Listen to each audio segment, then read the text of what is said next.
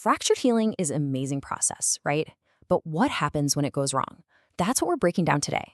We're going to get into the nitty-gritty of why some bones just don't mend. And we'll focus on how to classify and, more importantly, how to treat these non-unions. My goal here is to give you a really clear, systematic way to think about this big problem in trauma. So here's our game plan. We'll start by figuring out the difference between a fracture that's just taking its sweet time and one that has actually failed to heal. Then we'll nail down the definition of a non-union and get into the crucial split, vital versus non-vital types. And finally, we'll see how that classification literally tells you exactly what you need to do to fix the problem. All right, first things first, let's get our terms straight. To really get a handle on this, you have to understand the whole spectrum, from a simple delay all the way to a complete and total failure to heal. This is the core question, isn't it? You're looking at an X-ray, weeks have gone by, and things just aren't knitting together. This is a huge clinical problem, and it requires a methodical approach, which all starts with using the right words. So before we can even start talking about a non-union, you'll often see this state of prolonged healing. Think of it as a serious delay. The key thing to remember here is that even though it's slow, the bone still has the potential to heal. It's a major red flag for sure, but it's not a definitive failure, at least not yet. Okay, so now we're shifting gears. We're moving past a simple delay to the point where the healing process has just stopped.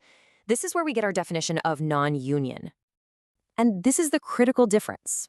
A non-union isn't just slow healing, it's arrested healing. The biological machinery has shut down, and you end up with what we call a false joint, or pseudoarthrosis. At this point, something has to be done. We have to intervene. This brings us to the most important point of this entire discussion. You absolutely cannot treat a non-union effectively until you understand why it happened. Your entire strategy, everything you do next, hangs on correctly classifying the type of non-union you're dealing with. And here it is, the central question you have to ask. We split all non-unions into two big buckets based on their cause.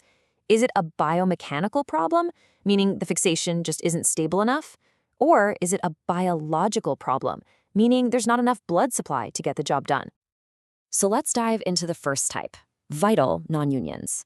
In these cases, the bone has everything it needs to heal. It's got a great blood supply, it's biologically active, it wants to heal, but it can't because there's just too much movement at the fracture site.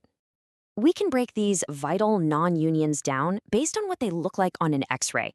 The classic example is the hypertrophic non-union, often called an elephant foot. You see this massive booming callus. That's the bone trying its absolute hardest to bridge the gap, but it can't because of all the micromotion.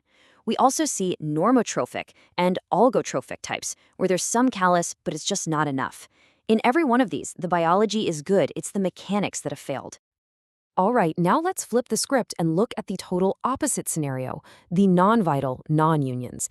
Here, the problem isn't stability. The real issue is a profound lack of blood flow at the fracture site. The biology itself has failed. With these non-unions, you see little to no callus at all. They can range from a defect type, where there's a big gap between the bone ends, all the way to the final atrophic stage. And at this point, the bone ends get hard and tapered, and the medullary canal actually seals itself off. The body has basically given up. The biological environment for healing is just gone, so no amount of stability is going to fix this alone. Okay, so let's put it all together. What's so great about this classification system is that it basically hands you the treatment plan on a silver platter. The principle is so simple. You have to treat the root cause of the problem. This table is really your ultimate cheat sheet. For a vital non-union, the biology is healthy. So what do? You fix the mechanics. You provide stable fixation, maybe by redoing the surgery, what we call reosteosynthesis.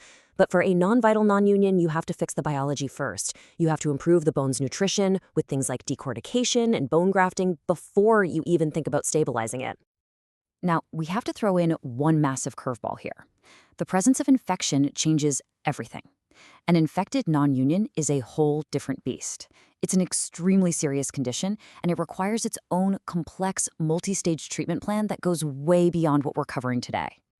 So if we're going to boil this entire topic down to one single critical takeaway, this is it. When you're standing there looking at a fracture that has failed to unite, your first and most important question has to be, am I dealing with a problem of mechanics or a problem of biology? The answer to that one question will guide your entire plan from that moment on.